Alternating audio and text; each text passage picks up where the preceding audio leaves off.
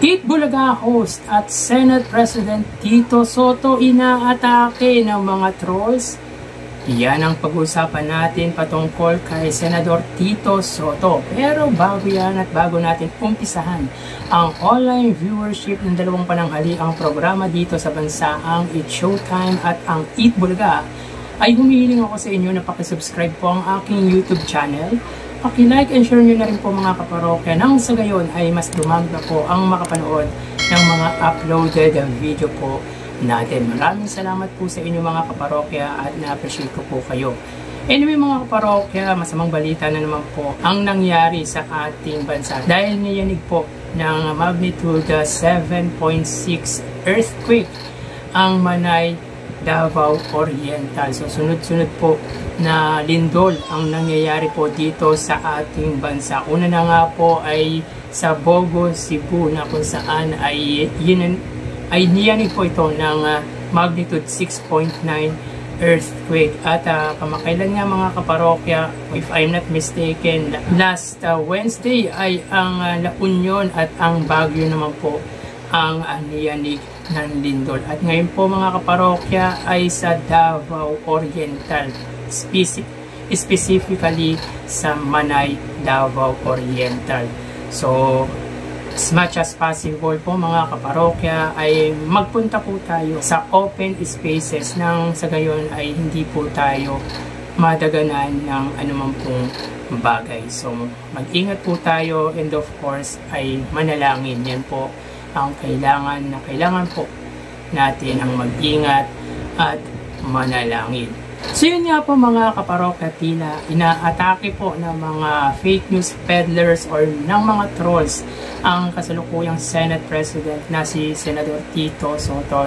And as per to Senate President Tito Soto ay kasinungalingan daw po ang kumakalat na fake news. So basahin po natin mga kaparokya ang statement ng butihing senador patungkol nga po dito.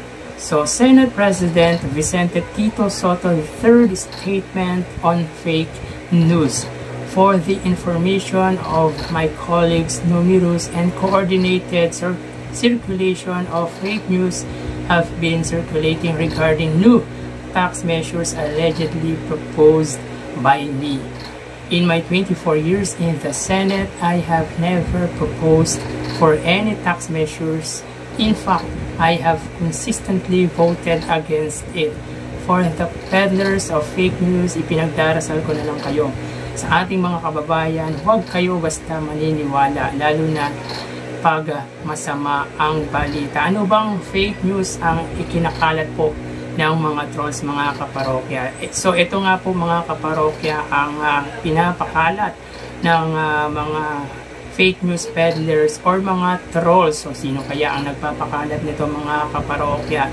Dahil kung totoo ito mga kaparokya, mabigat to, 50% para po sa mga small and big content creator. So sabi nga dito, small and big content creator dapat may 50% tax sa kinikita nila sa content monetization ayon kay Tito Soto. Ako po mga kaparokya ay small content creator at hindi naman po ganun kalaki ang sinusweldo ng katulad ko. At saka mga parokya, recently lang po tayo na monetize ni YouTube. Kaya para sa akin ay mabigat po kung totoo po ang balitang ito. Pero again mga kaparokya, in-announce or nagbigay na nga po ng statement ang butihing senador patungkol nga po dito. At as per to Senador Tito Soto ay wala pong katotohanan ito. Alam niyo na po mga kaparokya kung gaano kasikat po ngayon or kung paano ipinaglalaban ng Senate President ang mamamayang Filipino. Of course mga kaparokya, yung mga against kay Senate President Tito Soto ang nagpapakalat ng mga gantong misinformation, yung mga fake news, dahil alam naman po natin na si Senate President ay pro-impeachment. Hindi po natin sinasabi kung sino po ang impeach, pero di naman po alintana na sa palagay ng iba ay anti-Duterte po or Sara Duterte po ang kasalukuyang Senate President or Pangulo po ng Senado. So yun nga po mga kaparokya, sa mga followers po ng butihing Senator at Eat Bulaga host na si Senador Tito Sotto ay pinapabatid po nito na hindi po niya propose ang nasabing 50% tax for small and big content creators. So sabi nga po niya mga kaparokya ay against nga po siya sa mga taxes. At pinapabatid nito mga kaparokya na maging vigilant po tayo, maging mapagmatsyag sa mga misinformation na kumakalat patungkol na po sa kanya. At bago po tayo maniwala ay i-check po muna natin ang kanyang Facebook account dahil updated naman po ang butihing senador lalo na sa mga proposal nito. So yun nga po ang update natin sa ngayon patungkol sa Eat Bulaga host at Senate President Tito Sotto. So tara ating alamin ang online viewership ng dalawang pananghaliang programa.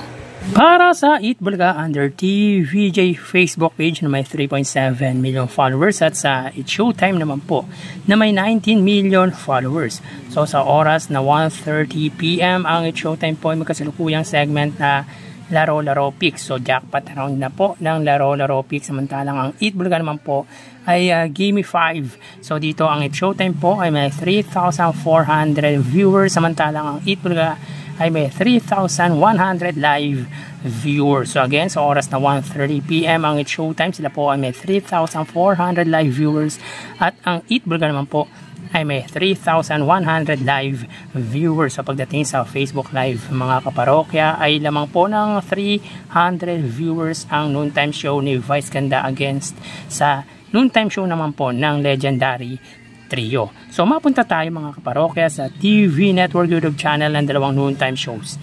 Para po sa It's Showtime, under po yan sa GMA Network YouTube channel na may 40.3 million subscribers at sa Eat Bulaga naman po under TV5 YouTube channel na may 2.62 million subscribers. So sa oras na 1:31 PM ang It's Showtime po under GMA Network, sila po ay may 32,000 viewers at ang Eat Bulaga under TV5 ay may 26,000 viewers. So again sa oras na 1:31 PM ang It's Showtime under GMA Network, sila po ay may 33,000 viewers at ang Eat Bulaga naman po sila ay may 26,000 viewers. So pagdating sa TV Network YouTube channel ay lamang po ng 7,000 views ang GMA against sa TV5. So mapunta tayo sa main YouTube channel ng dalawang noontime shows. Para po sa It's Showtime under ABS-CBN, It's Showtime na may 2.71 million subscribers at sa Eat Bulaga naman po under Eat Bulaga TVJ YouTube channel na may 1.68 million subscribers. So sa oras na 1:32 PM ang It's Showtime, sila po ay may 83,000 viewers at ang Eat Bulaga naman po ay may 100,000 viewers. Kaya pala maliit ang numbers of views ng Eat Bulaga dahil mataas ang views ng sa TV5. So again sa oras na 1:32 PM ang It's Showtime, sila po ay may 84,000 viewers at ang Eat Bulaga naman po ay may 101,000 live viewers. So bali ang total na nakuha ng dalawang noontime shows ay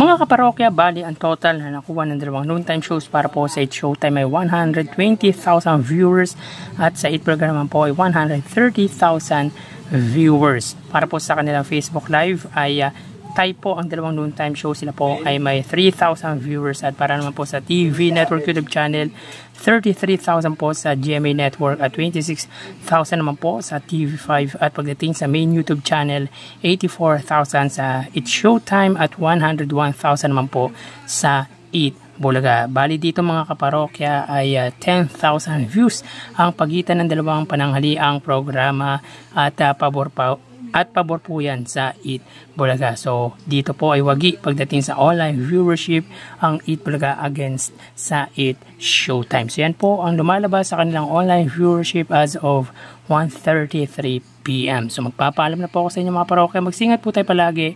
Thank you and God bless.